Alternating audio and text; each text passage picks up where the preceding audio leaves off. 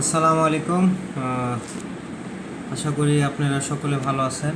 স্ক্রিনে দেখতে পাচ্ছেন আজকে যে বিষয়ে আমরা আলোচনা করব সেটা হলো protein energy malnutrition treatment and management সম্পর্কে। তো এখানে আমরা protein energy malnutrition treatment and management কীভাবে করব সে সম্পর্কে আমরা আজকে জানব। প্রথমত আমরা জানি যাদের প্রোটিন এনার্জি মালনিউট্রিশন হয় অর্থাৎ কোয়াশাকর বা মারাজমাস, তাদের কিন্তু বাইরে থেকে দূর থেকে যদি আমরা খালি চোখে দেখি তখনই আমরা বুঝতে পারি যে তার মাসেলগুলো অত ডেভেলপ না, ওয়েস্টিং মাসেল, শান্টিং, অর্থাৎ যে যে বয়স মানে যে বয়সে সে উচ্চতা হওয়ার কথা সে হয়নি, বা যে বয়সে তার ওয়েট হওয়ার কথা, ওজন হওয়ার কথা সেটা হয়নি। তো আমরা ক্লিনিক্যালিভাবে কীভাবে সেটাকে ডায়াগনোসিস করতে হবে, ল্যাবরেটরিভাবে ডায়াগনোসিসের জন্য কিছু টেস্ট আছে। যেমন নাম্বার 1 টেস্ট যেটা আমরা করব সেটা হলো সেরাম অ্যালবুমিন কনসেন্ট্রেশন। অর্থাৎ আমরা জানি কোয়াশিয়াকর আর মারাজমাস, কোয়াশিয়াকর আর মারাজমাসের মধ্যে দুটোই প্রোটিন এনার্জি মালনিউট্রিশন, বাট বেশিরভাগ কোয়াশিয়াকরটা আমাদের ইনসাফিসিয়েন্ট হয় প্রোটিন ইনটেক। যেসব বাচ্চারা ক্যালোরি ইনটেক করে অর্থাৎ শুধু কার্বোহাইড্রেট খায় কিন্তু তারা প্রোটিন খায় না, যেমন মাছ, মাংস, ডিম এসব খায় না, তাদের কিন্তু কোয়াশিয়াকর হওয়ার চান্সটা খুবই প্রিভ্যালেন্ট, খুবই হয়। আর যারা হলো মারাজমাস তাদের কি হয়, দুটাই হয়। একটা হলো প্রোটিনও ডিফিসিয়েন্সি থাকে, আর একটা হলো ক্যালোরিও ডিফিসিয়েন্সি হয়। যেমন আমরা ফার্মায় অর্থাৎ দুর্ভিক্ষর সময় আমরা যেমন দেখি যে হাড়াড্ডি গোনা যায়, রিপস গোনা যায়, হ্যাঁ, এরকম অবস্থায় আমরা মারাজমাস বলবো।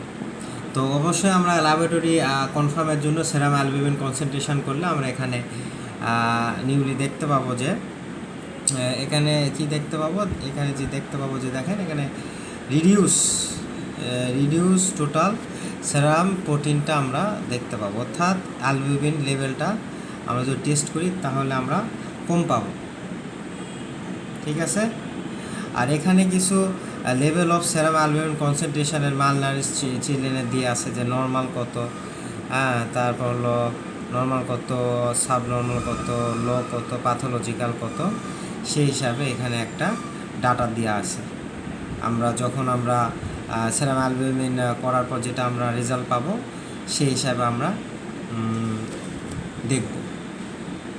তো দ্বিতীয় টেস্ট হলো pre albumin and serum transferrin. এটাও আমরা ডায়াগনোস করার জন্য ব্যবহার করব। তো দ্বিতীয়টা আমাদের যেটা হইল সেটা হলো আমাদের serum albumin, pre albumin and serum transferrin. এটাও আমরা যদি টেস্ট করি তাহলে আমরা এটা এখানে আমি দেখতে পাচ্ছি যে রিডিউস পাবো। এখানে বলছে pre albumin and serum transferrin are reduce in kwashiorkor. আমরা কোয়াশিয়াকর রোগীদের আমরা কম পাবো। আর মেবি ইউজফুল ইন জাজিং ইন সিভিয়ারিটি, আমরা সিভিয়ারিটি কোন পর্যায়ে আছে সেই হিসাবে আমরা দেখতে পারি। আর একটা টেস্ট করতে পারি রেটিনল বাইন্ডিং প্রোটিন, এটাও আমরা দেখে রিডিউস, এটাও আমরা যদি টেস্ট করি তাহলে আমরা কোয়াশিয়াকর আমরা রিডিউস পাবো। আর লেসার ডিগ্রি নিউট্রিশনাল মারাজমাস, অর্থাৎ আমরা যদি এই টেস্টটা করি যাদের সেসব কোয়াশিয়াকর খুব লেভেল কম পাবো, আর খুব এক্সট্রিম লেভেলে কম পাবো যাদের নিউট্রিশনাল মারাজমাস আছে তাদের। আর ফাস্টিং সেরাম ইনসুলিন লেভেল আমরা আর ইলেভেটেড এন্ড কোয়াশিয়াকর রোগীদের আমরা বেশি পাবো ইনসুলিন লেভেল, এবং লো এন্ড মারাজমাস রোগীদের আমরা লো পাবো। আর ratio of serum essential amino acid to non essential amino acid, এটা বোথ আমরা লো পাবো কোয়াশিয়াকর রোগীদেরও, এবং নিউট্রিশনাল মারাজমাসও আমরা যদি টেস্ট করি এই রেশিওটা আমরা অবশ্যই কম পাবো। আর একটা যেটা আছে সেটা হলো hydroxyproline and creatinine levels in urine. এখানে আমরা জাস্ট কী বলবো, which if low may indicate current growth deficient nutrition marasmus. এটা আমরা যদি কম পাই তা বুঝবো তার গ্রোথটা ডিফিসিয়েন্ট, অর্থাৎ কমে যাচ্ছে, গ্রোথ সেই রকম হচ্ছে না, এবং নিউট্রিশনাল মারাজমাসে সে রুগী। ঠিক আছে। আর একটা এখন আমরা ট্রিটমেন্টে চলে যাব। ট্রিটমেন্ট সাধারণত যেটা বলছে খুবই ইম্পর্টেন্ট। তাহলে আমরা এই 6টা টেস্ট করতে পারি আপনারা দেখতে পাচ্ছেন যে এই 6টা টেস্ট, 1 মিনিট ওয়েট, আমি একটু জানালা রাখবো।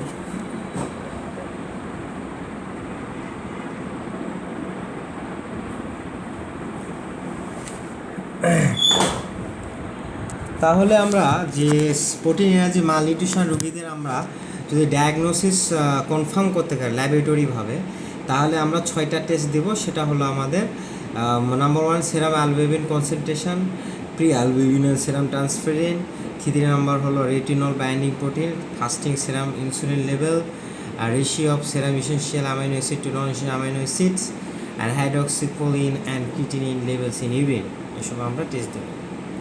এখন আমরা ট্রিটমেন্টে চলে আসি। ট্রিটমেন্ট সাধারণত প্রথম হসপিটালাইজড অবশ্যই করতে হবে। এখানে খুবই ইম্পর্টেন্ট হসপিটালাইজড।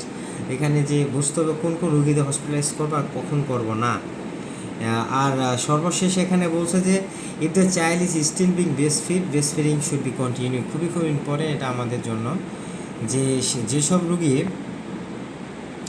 রুগী আমাদের হলো ব্রেস্ট ফিড করে, মানে অত বুকের দুধ খায়, তাহলে অবশ্যই আমরা কন্টিনিউভাবে বুকের দুধ খিলাবই যতই আমরা হসপিটালাইজ করি।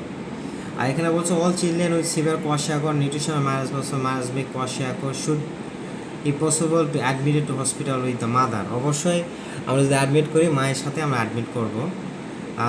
এবং কিছু ক্লিনিক্যাল এক্সামিনেশান এখানে আমরা করব, যেমন হলো তার কোনো ইনফেকশান আছে নাকি, স্পেশাল রেসপিরেটরি ইনফেকশান যেমন নিউমোনিয়া, টিউবারকুলোসিস আছে নাকি। কারণ কি, যাদের প্রোটিনের যে মালনিউট্রিশন আছে তাদের কিন্তু রোগ প্রতিরোধ ক্ষমতা কম, অর্থাৎ ইমিউনিটি খুবই কম, এবং রেসপিরেটরি ইনফেকশন হওয়ার চান্সটা বেশি থাকে। যে কমিউনিটি অ্যাকোয়ার যে নিউমোনিয়া হয় তাদের এটা সমস্যা হয়।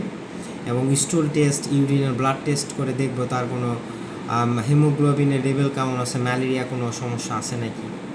ঠিক আছে। এবং ওয়েটটা মেজর করব, এই হিসাবে আমরা তাকে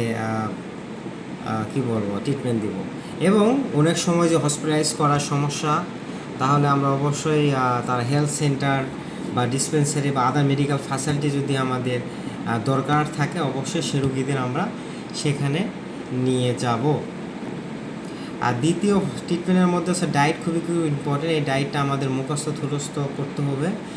এই হিসাবে আমাদের দেখেন যে ডায়েটটা কি বলতেছে, treatment is often based on diet skim milk, অর্থাৎ পাউডার, যে আমাদের যে ছোটো বাচ্চাদের যে আমরা পাউডার খাওয়াই, সেটাই বলতেছে যে ড্রাই স্কিম মিল্ক পাউডার, অর্থাৎ যে পাউডারটার নাম এটা কীভাবে খেলাবে সেই সম্পর্কে বলতেছে। যে আমরা যখন হসপিটালে যাব, কী করবো, 1 টিস্পুন 1 চা চামচ DSM পাউডার নিব to 25 ml of boil water and mixing thoroughly.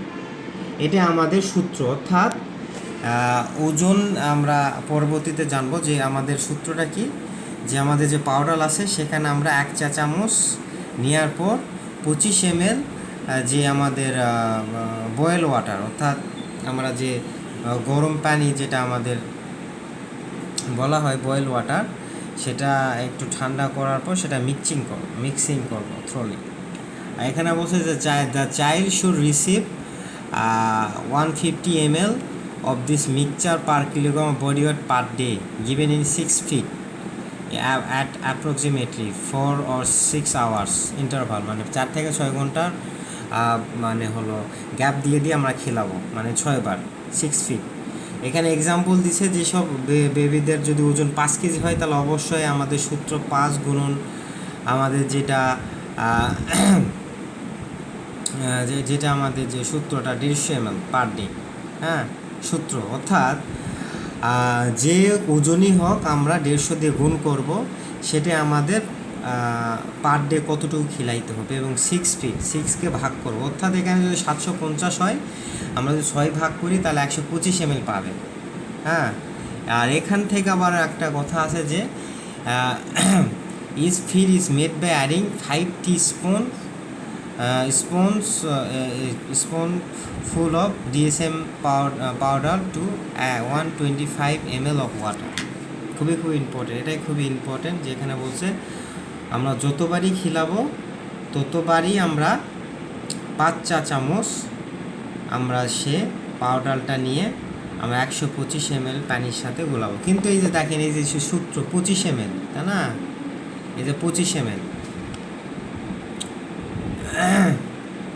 25 ml, আর আমাদের এখানে প্রতিবার ফিট করতে হচ্ছে হলো 125, তাহলে 25 ml লাগতেছে হলো 1 চা চামচ, তাহলে 125-এ কত লাগবে, 5 চা চামচ, এটাই বলতেছে 5 টিস্পুন। অর্থাৎ যেই আমাদের ml হোক তাকে আমরা এই যে সূত্র 25 ml দিয়ে আমরা ভাগ করলেই আমরা কই চা চামচ পাউডারটা দিব সে সম্পর্কে আমরা আইডিয়া পাবো। এটাই খুব important. The milk mixture should be feed to the child with a feeding cup or spoon. আমরা অবশ্যই ফিডিং কাপ আবার চা চামচ দিয়ে তাকে বাচ্চাকে খিলাইতে হবে, ঠিক আছে। এই সম্পর্কে বলতে যখন আমরা যে খিলাবো এখানে বলছে যে তার অ্যাপিটাইটটা বাড়বে, এটাই। আর একটা কি ট্রিটমেন্ট, রিহাইড্রেশন, খুবই ইম্পর্টেন্ট। অর্থাৎ যেসব বাচ্চারা প্রোটিনের যে মালনিউট্রিশনে ভোগে তাদের কিন্তু পানি শূন্যতা বা ডিহাইড্রেশনে ভোগে। এখানে বলছে child with kwashiorkor or nutritional marasmus who have severe diarrhoea or diarrhoea with vomiting may be dehydrated. হ্যাঁ, তাহলে বুঝতে হবে যেসব রোগীরা কোয়াশিয়াকর মারাসমাস আছেই এবং তাদের কিন্তু ডায়রিয়া বা ভমিটিং হলে তাদের কিন্তু সিভিয়ার ডিহাইড্রেশন হবে। এতে করে আমরা intravenous feeding is not necessary. আমরা ইন্টারভেনাস ফিডিংটা প্রয়োজন নাই যদি না তার ভমিটিং বা বমিটা সিভিয়ার পর্যায়ে না হয়ে যদি কোনো খাবার না ছেড়ে দেয়। যে আমরা যদি ফ্লুইড খিলাইতে পারি তাহলে আমরা তাকে ওআরএস জায়গায় ওরাল রিহাইড্রেশন সলিউশন দিয়ে আমরা তাকে ট্রিট করবো ডায়রিয়াতে। যেসব প্রোটোকল আমাদের আছে এটা বলছে। আর এখানে বলছে if standards ORS packets are used which are normally added to 1 liter of boiled water, in a serious case of packet might be added 1.5 liter of water, 1.5 liter। অর্থাৎ এখানে বলছে নর্মালি আমরা 1 লিটার বয়েল ওয়াটারে আমরা ওআরএসটা করব, কিন্তু যদি severe case হলো আমরা 1.5 লিটারও আমরা পানিটা বয়েল করে সে ট্রিটমেন্ট করতে পারি। কিন্তু আমাদের এখানে কিন্তু ডায়েটটা আমাদের খুবই ইম্পর্টেন্ট, আমাদের মুখস্থ করতে হবে কতটুকু আমাদের ডিএসএম পাউডারটা আমরা অ্যাড করব, এটা যেন মনে থাকে। আর ট্রিটমেন্ট অফ হাইপোথার্মিয়া এটা জানি যে ছোটো বাচ্চারা যাদের এইসব রোগ হয় তাদের কিন্তু পানি টেম্পারেচার কমে যায়। এখানে বলতে the seriously malnourish child has difficulty maintaining his or her temperature. এর জন্য আমাদের অবশ্যই তাদের কিছু ট্রিটমেন্ট করতে হবে হাইপোথার্মিয়ার জন্য। এবং ম্যালনারিশ চাইল্ড হাইপোথার্মিয়া যদি ট্রিটমেন্ট না করি তো মারাও যায়, এটা বলতেছে। অবশ্যই আমরা বাসায় যদি রাখি তাহলে অবশ্যই মায়ের কাছে রাখতে হবে যেন গরম উষ্ণ থাকে। আর এখানে বলছে জানালাগুলো বন্ধ করতে হবে যেন আলো বাতাস না আসে, এবং হসপিটালে থাকলেও বলতে হবে যে বাচ্চা মায়ের সাথে সবসময় যেন সে গরম উষ্ণতা পায় এবং জানালা যেন না খোলে। অবশ্যই চাইল্ড যদি 36 ডিগ্রি সেলসিয়াসের যদি নিচে বিলো হয় অবশ্যই তাকে ওয়ার্ম একটা ওয়েদারে রাখতে হবে। সবথেকে ভালো যদি রুম হিটার নেওয়া যায় সবথেকে ভালো কাজ করে। এখানে আমরা ট্রিট করবো সেটা বললো। ক্যাঙ্গারু মাদার একটা আছে, ওটাও করতে পারি আমরা, ক্যাঙ্গারু মাদার টেকনিক। আর মেডিকেশান কী দিব সে সম্পর্কে এখন আমরা জানবো। মেডিকেশানের মধ্যে এখানে বলছে যদি infection are so common in severely malnourished child অবশ্যই আমরা অ্যান্টিবায়োটিক দেবো। কীভাবে দেবো, বেনজেল পেনিসিলিনটা ইন্টারমাস করে ইনজেকশন, অর্থাৎ আমরা আইএম ইনজেকশন দিব। কতটুকু দেবো, 1 million units per day in divided doses for 5 days is often use. আমরা 1 মিলিয়ন আমরা পার ডেতে দিব ডিভাইড ডোজে 5 দিনের জন্য, অথবা অ্যাম্পিসিলিন 250 mg ট্যাবলেট ফর্মে দিব 4 times a day by mouth, মুখে খাওয়ার জন্য, বা অ্যামক্সিলিনও দিতে পারি 125 mg 3 times a day by mouth, মুখে, বা can also be given gentamicin or chloramphenicol. এটা খুবই রেয়ার, দেওয়া হয় না, কারণ কি এটা অল্টারনেট হিসাবে এবং এটা লেস অফেন ব্যবহার করা হয় এই হিসাবে বলতেছে। আর কারো যদি ম্যালেরিয়া এলাকায় থাকে বা কোনো পেজেন্ট আমরা কোনো কিছু দেখি তাহলে অবশ্যই আমরা হাফ অফ ট্যাবলেট ক্লোরোকুইন আমরা দিতে পারি 125 mg ডেইলি ফর 3 days, প্রত্যেক দিন খাবে 3 দিনের জন্য। দেন হাফ এ ট্যাবলেট উইকলি, এবং তারপর 3 দিন খাওয়ার পর আমরা হাফ ট্যাবলেট আমরা প্রতি সপ্তাহে দিব। In severe case and when vomiting present, chloroquine should be given by injection. আমরা সিভিয়ার কন্ডিশনে বা ইনস্টাবল হিসাবে আমরা যেটা জানি যে রোগী যে স্টেবল হয় ট্যাবলেট দিলে হবে, আর ইনস্টেবল যদি না হয়, স্টেবল না হলে আমরা অবশ্যই ইনজেকশনে যাব ক্লোরোকুইন। আর হলো এই অ্যানিমিয়া যদি সিভিয়ার পর্যায়ে থাকে ব্লাড ট্রান্সফিউশন দিব, বা যদি না হয় সিভিয়ার পর্যায়ে আমরা সাপ্লিমেন্ট হিসাবে আমরা দিতে পারি ফেরাস সালফেট। ঠিক আছে, এই স্টুল এক্সামিনেশন করে দেখবো যে হুকওয়ার্ম তার আছে নাকি, বা তার আদার্স কোনো ইনসিস্টেন্ট প্যারাসাইট আছে নাকি। যদি থাকে বা তাহলে আমরা অ্যালবেন্ডাজোল আমরা দিব অ্যান্টি হেলমিনথিক ড্রাগ হিসাবে। এবং severely malnourished children not infrequently have tuberculosis and should be examined for it. অবশ্যই আমরা কি এসব রোগীদের টিউবারকুলোসিস আছে নাকি সেটা আমরা দেখব। রিকভারি বলতে কেমন রিকভারি করতেছে সে সম্পর্কে জানো। প্রগনোসিস, ফিডিং আফটার কিউরিং, এটা আমাদের যেটা দেখাইছে 2-3টা অপশন আছে। আগে প্রথমে আমরা রিকভারিটা দেখি, কেমন রিকভারি করবে এইসব ট্রিটমেন্টে। এখানে বলতেছে এটাই যে রিকভারি কেমন করবে। ঠিক আছে, কেমন কী করবে না করবে এখানে বলছে। এটা প্রগনোসিস, এটা আমাদের প্রগনোসিস যে আমরা ট্রিটমেন্ট দিলাম, এই ট্রিটমেন্টের কেমন কী, সে কি একবারে ভালো হবে না সুস্থ হবে, এই সম্পর্কে একটু পড়ে নেওয়া ভালো। এটা আমরা পড়ে নিই তাহলে। এটা দেখছে তো most death in children hospitalise for kwashiorkor marasmus occur in the first 3 days after admission. খুবই ইম্পর্টেন্ট, এখানে আমাদের সকলে জানা উচিত যে আমরা যদি অ্যাডমিশন করে এসব রুগীদের প্রথম 3 দিন খুব রিস্কে থাকে, এসব রুগীরা মৃত্যু হয়।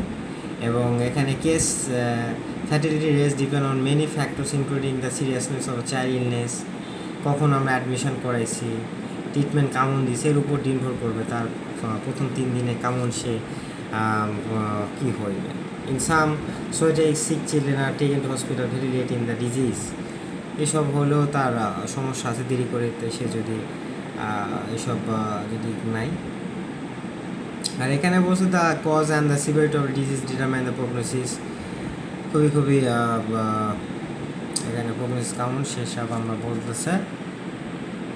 আর আমাদের সর্বশেষ যেটা হলো ফিডিং আফটার কিউরিং, আমরা যে ফিডিং করালাম তারপর কিওর কেমন কী অবস্থা। Is essential that the diet provide adequate energy and protein. অবশ্যই আমাদের বলতে হবে যে কোয়াশিয়কর মারা যাওয়া দুটাই কিন্তু আমাদের প্রোটিন এবং ক্যালোরি অর্থাৎ এনার্জির ডেফিসিয়েন্সির জন্যই যে এটা হয়। এই জন্য usually 120 kilo calorie and 3 gram of protein per kilogram of body weight per day হিসেবে আমরা তাই খাইতে দেবো। যদি এখানে এক্সাম্পল দিছে কোনো রুগীর যদি এখানে 10 কেজি থাকে তাহলে আমরা কতটুকু কিলো ক্যালোরি দিব। এখানে বলছে যে আমাদের সূত্র 120 গুণ 10 দিলে 1200 কিলো ক্যালোরি আর 3 গ্রাম প্রোটিন পড়বে, তাহলে 30 গ্রাম প্রোটিন ডেইলি আমরা সে রুগীকে খিলাইতে হবে। ঠিক আছে, it should be not that a marasmic child during the early part of recovery may be capable of consuming utilising আমরা 150 to 200 kilo calorie and 4 or 5 gram protein per kilogram body weight per day হিসেবে আমরা দিতে পারি। সে এখানে বলতেছে প্রথম recovery তাড়াতাড়ি করার জন্য ডোজ বাড়াতে বলতেছে যে প্রোটিন আর ক্যালোরি কতটুকু দিব না দিব সেই হিসাবে। তো আমরা জানলাম যে প্রোটিনের যে মালনিউট্রিশনের যে ডায়াগনোসিস কিভাবে করবে এবং ম্যানেজমেন্ট যদি হয়ে যায় কিভাবে করব। আশা করি আপনারা খুবই উপকৃত হয়েছেন। ভালো থাকবেন, সুস্থ থাকবেন। আসসালামু আলাইকুম।